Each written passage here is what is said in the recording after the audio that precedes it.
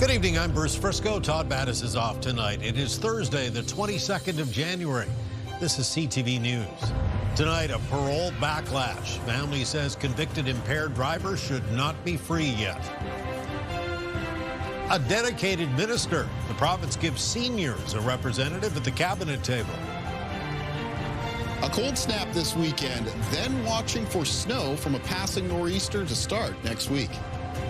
Live from our Maritimes News Center, this is CTV News at 6. Here is Bruce Frisco.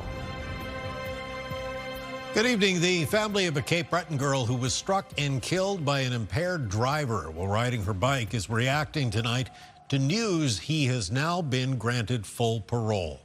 The family notes it took 2 trials over several years to finally put him behind bars, and they argue he simply hasn't served enough time. Here's CTV's Ryan McDonald. Word that Colin Tweedy has been granted full parole after spending just under a year and a half in jail for the hit-and-run death of 10-year-old Talia Forrest isn't sitting well with the young girl's family. It's unbelievable. We fought for justice longer than he'd spent behind bars. From the time of the fatal crash in July 2019 to sentencing 5 years later in July 2024, there were 2 trials and months spent in courtrooms. The second time around, Tweedy was convicted of dangerous driving causing death, impaired driving causing death, and leaving the scene of an accident. He was sentenced to 4.5 years. Forrest's cousin says the fact he is out already sends a bad message. That it's okay to do what he did because he didn't spend that much time behind bars. In its written decision, the parole board stated that Tweedy had accepted full responsibility for the young girl's death, and he had acknowledged that panic and alcohol combined to impair his judgment. It also stated that Tweedy showed remorse and is considered a low risk to reoffend. I'm glad that it went back for a retrial because he could have got off, but I am glad he did spend the time that he did spend in jail. Tweedy's parole conditions include not being allowed to drink any alcohol, not having contact with the victim's family, and that he live with his common-law spouse. At the time of sentencing, the judge also imposed a 2-year ban on driving to begin on the date that he was released from custody. Forrest's cousin says all the family can do now is try to keep Talia's memory alive. She says a new video will be released soon about the young girl's life and her tragic death, which is also meant to warn others about the dangers of impaired driving. Because she was not just a victim, she was a person, she was a child with so many dreams and wishes. Her life was cut way too short, and she deserves so much better. A family left feeling failed by the justice system one last time, nearly 7 years after the tragedy that changed their lives. Ryan McDonald, CTV News, Sydney. 2 men have been charged in connection with a shooting in Eskasoni nearly 5 years ago. It was February 28, 2021. Police called to a house on Mountain View Drive where a 53-year-old man had been shot through a window. He was taken to hospital with non-life-threatening injuries. Just this week, RCMP charged 35-year-old Ashton Bernard with attempted murder and some weapons-related charges. In addition, 29-year-old Edwin Paul is facing charges of accessory after the fact. Both are scheduled back in court on March the 3rd. Nova Scotia is getting tougher on illegal fishing.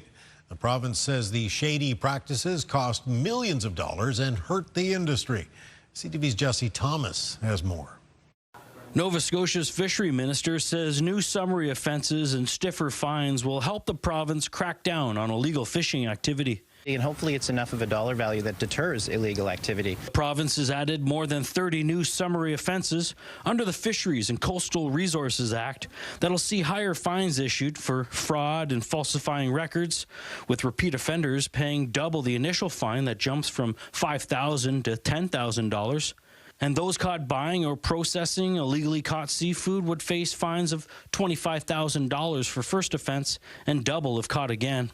Those in the industry have been calling for stricter rules and increased enforcement around the wharves and at seafood processing facilities. Because it's one thing to actually hire the inspectors and to put them on the wharves to do the work, and it's the second thing to actually give them the tools to do that job efficiently. We don't want to see anyone charged or apprehended, but hopefully that people will stay in line and adhere to these conservation measures. In November, the province announced the creation of a dedicated fisheries enforcement unit. Those in the industry see these new summary offences and increased fines as giving officers stronger tools to curb illegal fishing practices and protect the lucrative industry. It's the lifeblood of Nova Scotia. It's our #1 industry. So many coastal communities rely on it. We're going to need to see those inspectors out there. The inspectors are going to actually have to lay charges.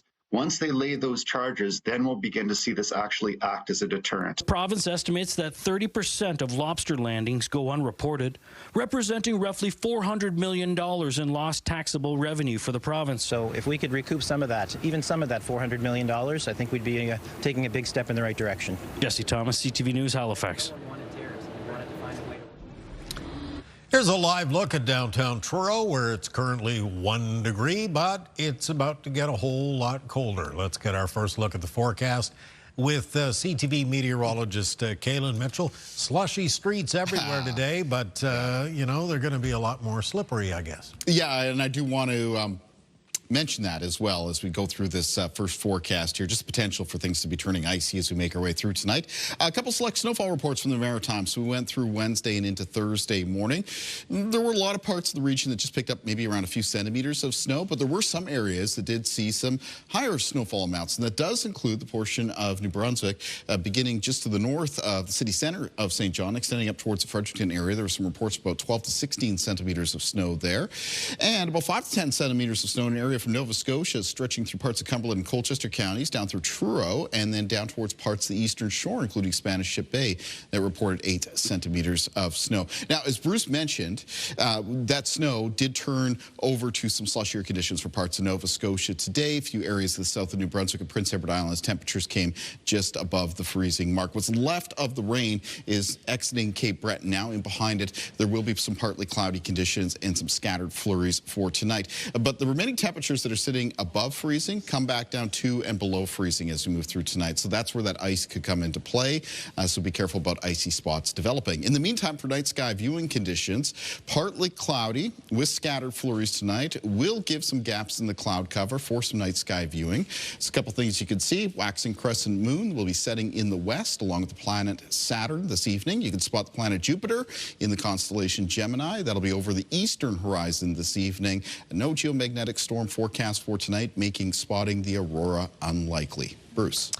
Right you are. Thank you, Kaylin. Full forecast coming up near the bottom of the hour. Well, the Horizon Health Network held a board meeting in Moncton this afternoon, and to nobody's surprise, the topics of emergency room wait times and overcrowding were front and center. CTV's Derek Haggett was there too. The head of New Brunswick's English Language Health Network isn't mincing words. I really wanted to emphasize to the public that our healthcare system is truly in a crisis. Horizon's president and CEO, Margaret Melanson, is deeply concerned about having over 100% capacity at some facilities on a daily basis. For example, recent overcrowding at the Chalmers Hospital in Fredericton that saw 13 beds in a garage. And asking our staff and physicians to work with those types of pressures, as well as having the concerns with regard to patients and families that are needing to be situated in hallways and alcoves and so forth, is just simply a deplorable situation. Horizon says caring for an aging population remains a significant challenge, with many seniors waiting in hospitals for long-term beds. Fragmented accountability and insufficient coordination across government departments is leaving too many older adults in the hospital beyond their acute care needs. As far as long emergency department wait times, Melanson says they're always recruiting, and more doctors on the night shift could help matters. I will say with regard to overnight care, the physicians have alluded to the fact that if they had more coverage in an evening, it would likely alleviate congestion overnight. Horizon says it's making strong progress toward hitting hiring targets for the fiscal year. More than 130 physicians have been recruited, still short of their annual goal. And they've also recruited 403 registered nurses, which is 70% of the goal. Derek Haggett, CTV News, Moncton. And we should tell you online, some Atlantic First Nations chiefs are calling for a meeting with federal partners after the latest police shooting on a First Nation. You'll find all the details on our website, ctvnewsatlantic.ca. One of the companies hoping to be a player in Nova Scotia's offshore wind projects signed a memorandum of understanding today with the Nova Scotia Community College. The partnership will see the school offer training to students looking to work in the renewable energy field. CTV's Jonathan McGuinness has more. With a stroke of a pen, a tentative partnership between Q Energy and the Nova Scotia Community College is signed. Depending on what the market demand is, I'm confident NSCC can expand to meet the demand. Q Energy France is in the pre-qualification phase to develop Nova Scotia's multi-billion-dollar Wind West offshore wind project. Should it be chosen, the partnership, which includes the Peer Research Hub, promises to train employees to work in the renewable energy field, particularly offshore energy. Typically, when you install that offshore wind farm and maintenance about that, there is a various type of the mechanical and electrical engineering skill and also technique would be required. The company's CEO, Junu Lee, says their research shows the high wind speeds and predictable wind direction could produce between 2.5 to 3 gigawatts of energy. We see that the wind resource itself in here would be very competitive across any other region in the globe. Interestingly, Q Energy's sister company, Hanwha Ocean, was also at the announcement. It has entered the bidding process to supply Canada's new fleet of submarines, replacements for the aging Victoria-class subs. So our platform is very competitive at the moment, especially conventional submarine is very at the state of art. Hanwha officials met with the Premier yesterday and say they are also ready to form partnerships with Canadian companies. As for the offshore project, Junu Lee says the winning bid could be chosen within the next couple months. And Bruce, once the contracts are signed, officials with Q Energy say if they are the successful bidder, it would take 3 to 5 years before these offshore projects are up and running. Bruce. Okay, thank you, John. CTV's Jonathan McGuinness reporting in Halifax tonight. Well, on the surface, it seems little more than a bureaucratic decision, but the New Brunswick government has officially announced a Minister of Seniors. And those who advocate for the older demographic say it's far about time. Here's CTV's Laura Brown. Jan Seeley was meeting with other seniors advocates when a special guest walked in. I really had no idea what was going to happen. Premier Susan Holt surprised the group, announcing that Lynn Chantal Boudreau will officially become Minister of Seniors. While the file will remain under the Department of Social Development, Boudreau is now in control of the $859 million budget and staff. It's a welcome change, feels Seeley, since the Social Development Minister already looks after child protection, family supports, housing and homelessness, persons with disabilities, and social assistance. When you have all these fires to put out and you only have maybe 1 or 2 fire hoses, it's really difficult to focus. Seniors advocates have felt for a long time that issues facing seniors were getting lost in the mix. Lately, the spotlight has been on how many seniors are having to wait in hospital for long-term care. The situation in the hospital directly impacts a young mother with a child that has croup, and she's sitting in the emerge for 24 hours because there's no room in the hospital. Well, the senior that's in one of those beds, because of this convoluted, fragmented system that we had, which I'm hoping will be straightened out, it's not their fault either. I'm going to hope that this is a measure to get that started. PC MLA and critic Margaret Johnson feels at some point a standalone department for seniors is necessary. We look at the fact that our food banks are seeing a 27% increase in uptake, and that's from senior populations who simply can't afford to make ends meet on their current pensions. Right? So I think we've got to, these are the people that New Brunswick is built on their backs. The Premier has promised a long-term care plan will be unveiled soon. Laura Brown, CTV News, Fredericton. Get the Maritimes top stories, breaking news alerts, and watch live. Download the CTV News app. Turns out a growing interest in soccer is putting a strain on local facilities that host the games year-round. As we told you yesterday on CTV News at 5, part of the appeal of the game is the fact that it's kind of a lower barrier sport. As CTV's Callum Smith tells us tonight, calls are growing for more indoor turf fields. We are past the critical point. Soccer Nova Scotia says the time is now to get more indoor turfs in Halifax as the game surges in popularity. It's becoming a year-round issue. Between soccer, hockey, and flag football, this mother of three is kept busy. Still, she wouldn't have it any other way. Those years are so pivotal for them to be involved with the sport, and for the main barrier to be lack of fields is embarrassing. That lack of indoor fields means she's forced to travel. We're finding ourselves traveling out to, say, West Hants on a weekly basis for flag football practices.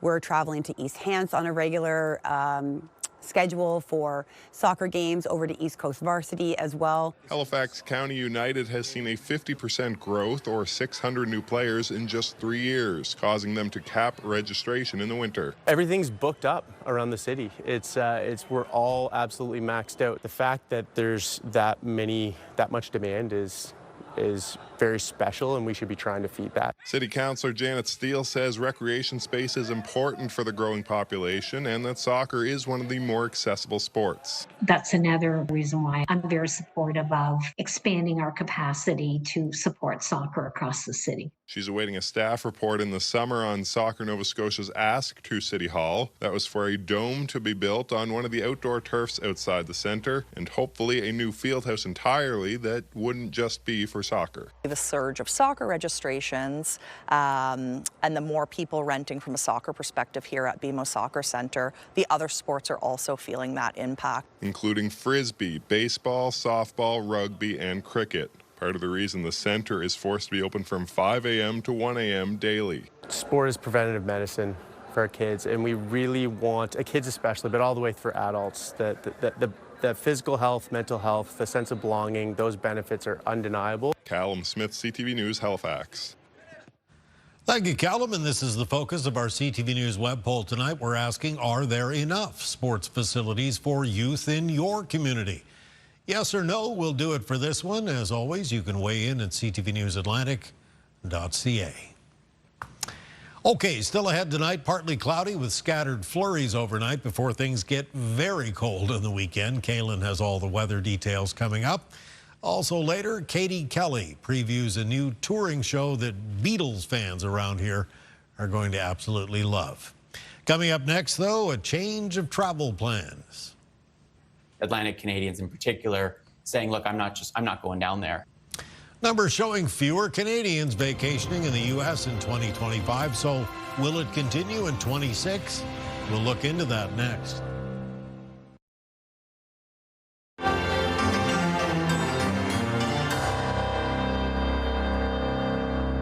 So it's a pretty impressive statistic when you consider there was no unified campaign behind this.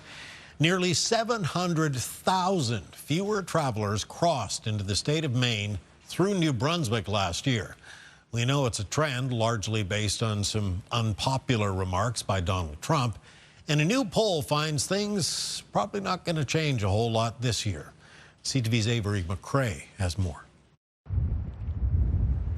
The border crossing between St. Stephen and Calais, Maine is the busiest in the province, but over the past year there have been few lineups for travelers heading south. There's this group of Canadians and this group of New Brunswickers who are simply refusing to cross the border. Data provided by the U.S. Customs and Border Protection found that in 2024, the year before Donald Trump took office, nearly 2.8 million people crossed into Maine at a New Brunswick land border crossing. But in 2025, that number was just over 2 million, representing a drop-off of nearly 700,000 people. The mercurial nature of the Trump administration, we don't know what's going to come next. Nothing surprises me anymore. So we may see a continued drop-off in people actually visiting and crossing the border. A new poll from Abacus Data suggests from a Canadian standpoint, things aren't about to change. 1 in 3 Canadians are saying, look, when I find out that friends or family are traveling to the U.S., I think less of them. Among the survey's major findings are the fact 34% of Canadians avoided travel to the U.S. in 2025 because of politics.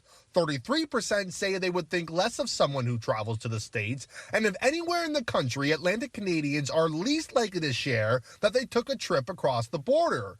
If the rhetoric from Washington continues, Coletto doesn't see the social stigma towards the States changing. I suspect there will be a sizable number of Canadians, and Atlantic Canadians in particular, saying, look, I'm not going down there, both because I don't want to reward that behavior. Coletto also points out the longer Canadians avoid travel to the U.S., the less likely they are to ever return. He uses snowbirds as an example, noting some have made places like Mexico their new winter homes over states like Florida. Avery McRae, CTV News, St. John.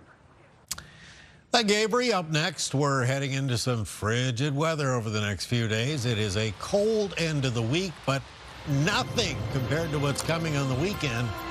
Dalen has all the details coming up next.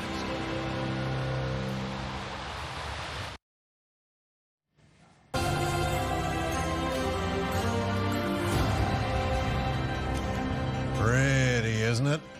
Fresh snow fell on Sydney this afternoon. Nice shot here as we look down on the downtown area of Sydney. Yeah.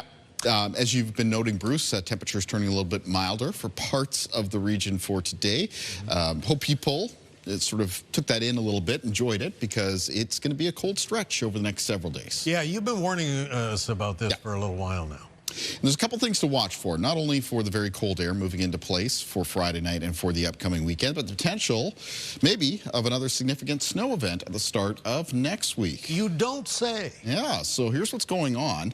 Here's a little bit of an outlook over the overall situation, because this one's a little bit complicated. It starts with a low-pressure system in Texas. You probably heard a lot about news right now about them bracing in the southern U.S. for a significant winter storm, including some heavy snow as well as some freezing rain. That's because the polar air that has broken down over the continent has plunged far to the south, further south than it typically does. And this low moving out of Texas is going to bring moisture off of the Gulf of Mexico and up into that colder air. Now, as that low makes its way across the southern U.S., it triggers the development of a second storm system. This son of a more of a typical nor'easter system beginning around the coastline of North Carolina. That's the one that we're concerned about, because it is expected at the end of the weekend into the start of next week to move north past Cape Cod. And then depending on how close it gets to the Maritimes, before it moves off towards the North Atlantic, we could be looking at picking up some significant snow from it. So a closer look at how that weather system is expected to play out. So just illustrating here the potential for heavy snow, which is showing up through the grays and the whites, through parts of the southern U.S., into the U.S. Midwest, and then up towards the New England area, and then in through the pink colors. That's a potential for some significant freezing rain. And look at the extent of the watches and warnings they've issued in the U.S. from this storm system. Winter storm watches and warnings extending from Texas all the way up through the southern U.S. and all the way up towards the New England area. Let's pick up with that weather system after it exits the coastline of North Carolina. This would be the nor'easter part of the weather system. Moves north of Cape Cod, and then you can see here the potential for some significant snow for the Maritimes beginning late Sunday night and extending through Monday. Now, the potential right now is highest for Nova Scotia, parts of the south of New Brunswick, eastern areas of Prince Edward Island. What do I mean by significant snow? Maybe some snowfall amounts that could be 15 centimeters or more. So this is a period of time you're going to need to keep tabs on in your forecast as we move through the end of this week and the upcoming weekend. That'd be Sunday night. And for Monday, there's still some uncertainty with that weather system. You'll get a better idea of how much snow to expect in the region on the weekend, because that's when there will be better and more data feeding into the forecast models from that weather system. Now, for tonight around the Maritimes, partly cloudy conditions and scattered flurries. Temperatures for those areas that were above freezing returning below freezing, so be careful about icy spots developing. Tomorrow, a blustery day with a mix of sun and cloud and scattered flurries around the Maritimes as the polar front moves through. Taking a look at winds in the forecast then, for tomorrow, winds will be west and northwest with gusts increasing to 30 to 50 kilometers per hour for the afternoon. There are gustier conditions in the forecast moving through Friday night and into Saturday. Also, temperatures for the region tonight will be falling a few to several degrees below the freezing mark. Some of the north of New Brunswick between -10 and -13, and therefore tomorrow, high temperatures between -5 and -8. Central and southern areas of New Brunswick tomorrow with high temperatures between -3 and -5, and in Prince Edward Island on Friday, the high temperatures between -2 and -4. In eastern areas of Nova Scotia for tomorrow, the high temperatures mostly in the range around -2 to +1, and for northern and central parts of the province, most of the high temperatures between -3 and 0, +1 at Chester and Lunenburg. The Annapolis Valley tomorrow with highs of around -3. And on the south shore of Nova Scotia, high temperatures between -1 and +1. So frigid temperatures through the weekend for the Maritimes. Watching in New Brunswick for the potential for that snow Sunday night and through the day on Monday. It's followed by a mix of sun and cloud. That colder air still in place throughout much of next week. There'll be a chance of flurries on Wednesday. For Nova Scotia in the forecast, the very cold air moves in Friday night, and then it's around for the weekend. Flurries with a risk of snow squalls this weekend. The risk of snow squalls highest where that wind is coming in onshore off of ocean waters. The potential for that Sunday night, Monday snow, and then a chance of flurries follows for Tuesday and Wednesday of next week. And for Prince Edward Island, very cold into and through the upcoming weekend. The potential snowfall Sunday night and Monday. It's followed by a chance of flurries on Tuesday. Colder temperatures extend into Wednesday and Thursday. Bruce.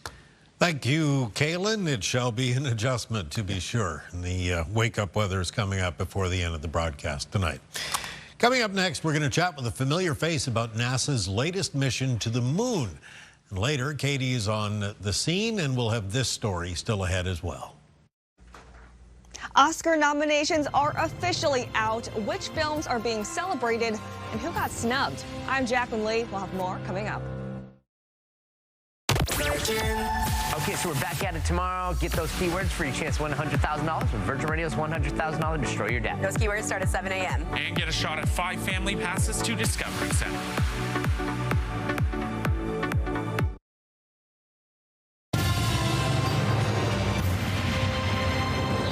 You know, this has the potential to be one of those defining moments in time when people will remember what they were doing when it happened. Final preparations are underway for the first crewed mission to the moon in more than 50 years. The 10-day mission will see 4 astronauts, including a Canadian, travel around the moon. Joining us tonight to break it all down, we're always happy to see our friend SMU astrophysicist Dr. Rob Thacker. As always, thanks so much. Oh, always a pleasure to be here. So you've been telling us about the Artemis mission for years. This is really just, it's a series of missions, right? This is 2. Yeah, so the first one was literally no one on board, just send the spaceship around the moon, test it, see whether that worked. Artemis II is the next step up. Let's test the spaceship with a crew on board, see how everything works. And then Artemis III is the one that everyone's waiting for, which is where they go down to the surface. And so what kinds of things, you know, is Artemis II doing to prepare for Artemis III? So it's really about testing the capsule, the Orion system. That's the main focus of the mission. There's a reasonable amount of other space experiments going on. There are some CubeSats that are going along for the ride as well. But it's really about testing how Orion works in space with people on board, testing all of the life support, testing things like how the toilet system works, which is pretty significant. It is, yeah, that would be important if you're up there. And so all of those things have to be done. It's one thing to send an uncrewed probe around and see how that does. It's another thing to put people on board. So I understand, so they're going to launch, they're going to go around the Earth a couple of times and then head to the moon?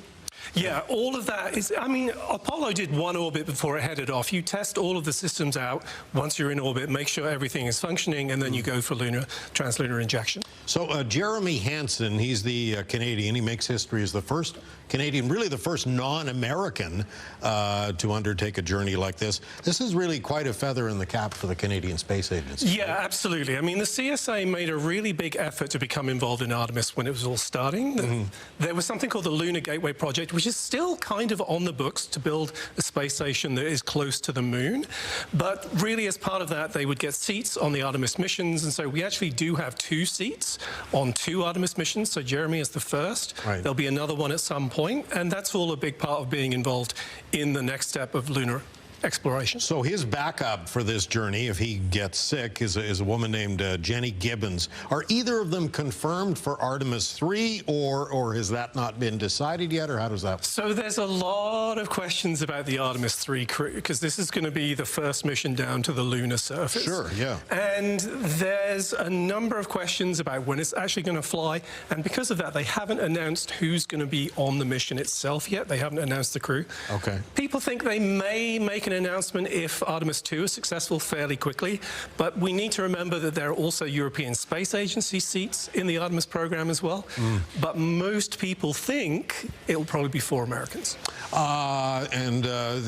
There's kind of an extensive window here for launching, right? There's a bunch of different days that they could take off. Yeah, absolutely. We can just keep on pushing back and back and back, but there's normally a window of about 5 days, and then you have to wait 2 or 3 weeks before you can do it again. Right. Unlike 50 years ago, you'll be able to watch the whole thing live, I presume, like a live. So it's really interesting. I mean, people may know that with Artemis 1, there was a live stream from that, but it was really boring because there was nothing happening other than a very slow change of the view outside the spacecraft. There will be coverage for Artemis 2 as well, but I think NASA will do a bigger job because you've got people, so you can do interviews and so on. So there will be definitely better footage than there was for Artemis 1. Okay, so we've been reminded of the last year over the challenges faced with this kind of expedition, including the successful rescue, right, of the 4 astronauts who were on the International Space Station. They had to come back. Somebody had a medical concern. This is always the fear, right? There's no hospital, there's no ER in space. Something goes wrong, you've got a big, big problem. Yeah, absolutely. But remember that technically you're not actually that far away when you're in Earth orbit, right? It's fairly quick to get back home if you have an emergency, and they obviously have effectively a lifeboat on the International Space Station all the time if they needed it. Right. With Williams and Wilmore, they were stuck up there for so long because nothing was really wrong other than the spacecraft were coming back. 9 months or something, right? And actually, Suni retired when she got back, so she's had enough, right? But in this case, the medical emergency, got to get people back. Now, where would it be really crazy? Missions to Mars. Sure. Yeah. All right, so just before we let you go, a lot of people this week looking up in the sky, enjoying the northern lights, which is something we don't see a lot of here in our region. We know, it's a reaction in the atmosphere from solar activity, so we can predict when we're going to see the solar, the northern lights. Can we predict the actual solar activity? Well, solar activity itself is actually very, very difficult to predict. We can follow the sunspots, and when there's sunspot groupings, you can have some kind of an idea something might be happening. But the main thing with aurora is once it comes off, we don't know the geometry of the magnetic field in enough detail to really make a good prediction. And so while we do make forecasts, they're not terribly accurate, so the people rushing around to see things can be disappointed, and sometimes you can be really surprised. No major problems with the communications grid or the power grid, but that solar radiation, that can be a big problem if you're up in space, right? If you're an astronaut. Absolutely. So satellites are always a concern, and there are various protection systems you can use for them. But yes, you do have to be concerned about all of the solar wind impacting spacecraft. Rob, we'll have to leave it there. Thank you for joining us. SMU astrophysicist Rob Thacker sharing his thoughts in the successful rescue of a crew from the International Space Station and the upcoming launch of Artemis II en route to the moon for the first time in half a century. Stay with us. We will be right back.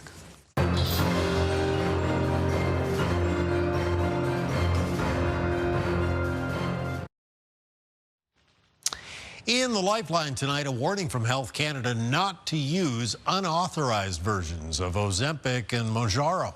CTV's Amanda Devison has more. Health Canada is warning consumers of counterfeit versions of Ozempic and Mounjaro being sold in various retailers nationwide. In a public advisory, the health agency says unauthorized versions of GLP-1 products like semaglutide, which include the widely known drugs Ozempic and Wegovy, are being sold in stores and online. Health Canada stresses these type of unauthorized products can pose serious health risks because the health agency has not assessed them. The popularity in these drugs have skyrocketed in recent years as they mimic GLP-1, a natural hormone in the body which helps treat people with type 2 diabetes, manage blood sugar levels, and treat obesity. Health Canada says these fake products can contain too much, too little, or no active ingredients, unlisted, dangerous, or unknown ingredients, and also contaminants like solvents, heavy metals, or particles. The advisory tells consumers to only buy prescription drugs from licensed pharmacies. Finally, heart disease is the leading cause of death worldwide, and now experts are analyzing another risk factor, financial stress. Worrying about money and food may age the heart even faster than more traditional risks. That's according to a new study. Researchers analyzed data from more than 280,000 adults who answered surveys about social and economic factors in their lives and underwent tests on their heart health. Researchers found financial stress tended to age the the heart at a rate similar to or greater than other risk factors like high blood pressure and diabetes. We also have to think about the issue of compounded risk factors, which is that somebody could have high blood pressure and they also have financial stress. That person now has two significant risk factors for worse cardiovascular health. Experts say people with financial stress need to separate the numbers from the emotions. Once the feelings have subsided, they recommend working on one small financial action at a time. With Health and Medical News, I'm Amanda Debison for the Lifeline.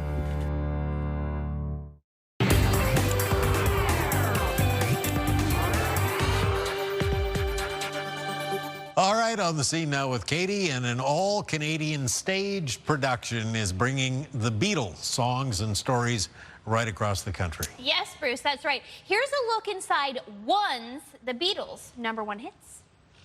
Hey Jude, don't make it bad.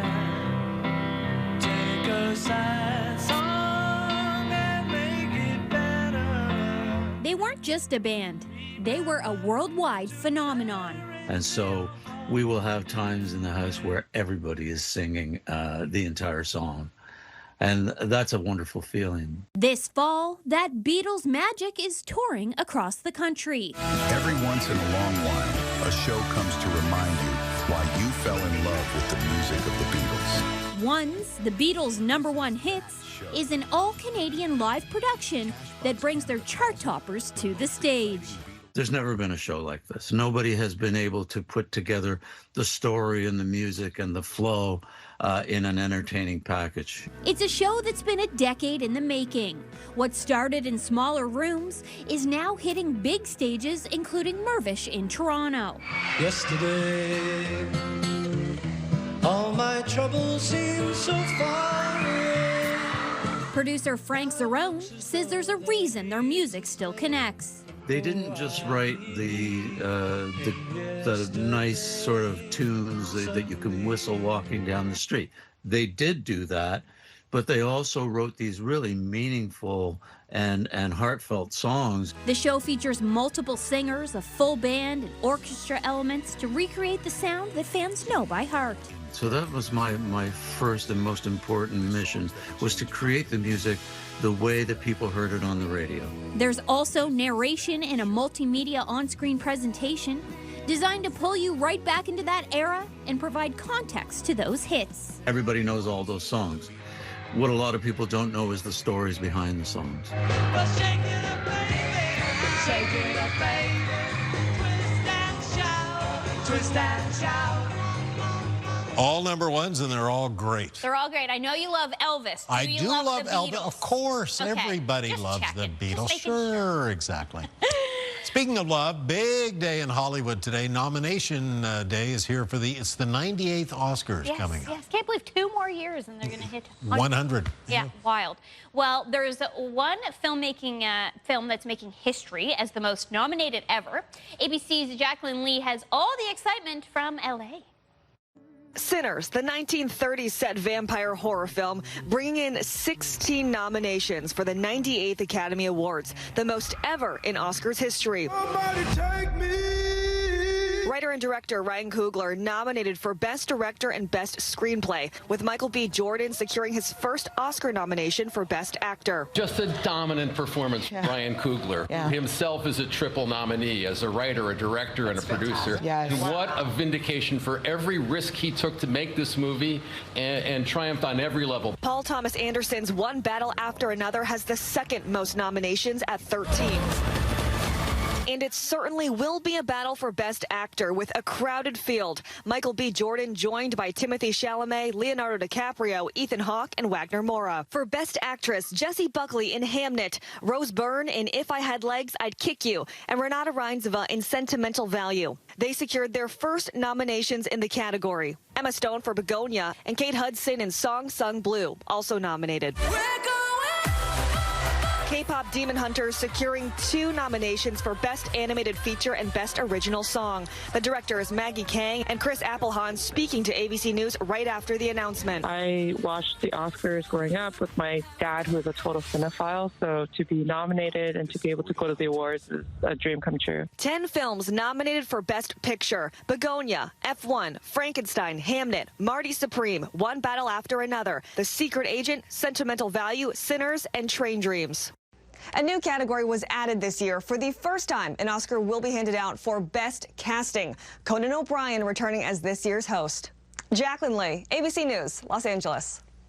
Conan will be great. He's always phenomenal at those things. Leading into the Oscars, do you start watching a bunch of the shows and movies? You know, I used to, but not so much anymore. So frankly, to be honest, a lot of those nominees I hadn't heard about. Yeah, okay, well, maybe you should do a little research. Maybe I oughta. Maybe this is the year. This is the year. We heard there from the writer and co-director of K-pop Demon Hunters, Maggie Kang, and she's from Toronto and is one of the many Canadians also nominated today in a variety of categories. Nice. The Academy Awards, mark your calendar. They're being handed out on March 15th, and you can see the show right here on CTV. That's the best place to see it ever. It sure is. Thank you. Thank you, Bruce. Here's a look at tonight's primetime lineup.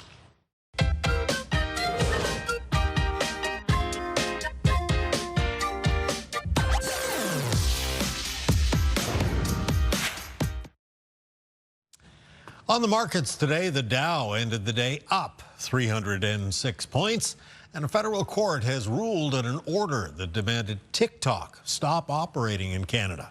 B&M Bloomberg's Marella Fernandez has more tonight. Don't panic. TikTok will keep entertaining Canadians, at least for now. A judge has shelved the order that demanded the social media company wind down its Canadian operation. There were security concerns about the parent company's links to the Chinese government. But there will be a new national security review of the company. TikTok says it has 14 million users in Canada. Here are the closing numbers for the day. The Canadian dollar is up to 72.53. West Texas Intermediate down over $1 to 59.36. Western Canadian Select up just a bit to 45.43. And the TSX gained 151 points to close back above 33,000. Those are your business headlines. I'm Marella Fernandez. Thank you, Marella. And now we'll head outside to the weather deck and Kaylin Mitchell. Yeah, thank you, Bruce. And out here this evening, it is a somewhat mild January evening in the north end of Halifax. Let's take a look, though, at your picture for tonight. And this is a beautiful shot. It's coming in from today. It's from Peter Nash from Bedford, Nova Scotia. You can see that blue sky there, broken up by a little bit of cloud cover, which is reflected perfectly in the water. I want to thank Peter very much for taking the time to share that picture. Bedford for tomorrow. The high temperature will be near 0, and there will be a chance of a flurry throughout the day. Otherwise, a mix of sun and cloud and a bit of a blustery wind developing. Day planner for tomorrow. Start of the day across the Maritime region. Morning temperatures a few to several degrees below 0. Edmonton in the northwest could be closer to -10. And partly cloudy conditions. The highest chance of flurries first thing in the morning in the southwest of Nova Scotia. For the afternoon, it's a mix of sun and cloud. The winds begin to pick up a little bit. They'll be out of a west and northwest direction. They'll have some gusts between 30 and 50 kilometers per hour. There'll be some scattered flurries around the region. And remember, it gets much, much colder Friday night and into the weekend. Let's find out what's coming up on your Morning Atlantic. Friday on Your Morning Atlantic, the Giller goes independent. The prestigious Literary Award is turning the judging over to indie booksellers, including one in our region, and we'll chat with them. Start your morning with us Friday on Your Morning Atlantic on CTV2 and Crave. Thank you, ladies. Finally for us tonight, they may not be hockey players in real life, but the stars of heated rivalry are set to have a role in a major upcoming sporting event. You will not be so nice when we beat you. That's not happening. Hudson Williams and Connor Story have shot to fame as Shane Hollander and Ilya Rozanov, 2 Major League hockey players who find themselves in an unexpected secret romance. The show, which is produced by CTV's Bell Media partner Crave, has garnered a whole lot of attention from people around the world. HBO Max is streaming the series outside Canada and today confirmed that Williams and Story will be among the torchbearers for the upcoming Olympic Winter Games in February. Heated rivalries start streaming in Italy just a few days before the games get underway. That is the program for this Thursday night. The rebroadcast begins in just a moment over on CTV2 and, of course, CTVNewsAtlantic.ca. Updates right around the clock. I'm Bruce Frisco in for Todd Battis. I'll be back with your next news at 11:30. Thank you for watching this one. Have a good evening. I sure hope to see you soon.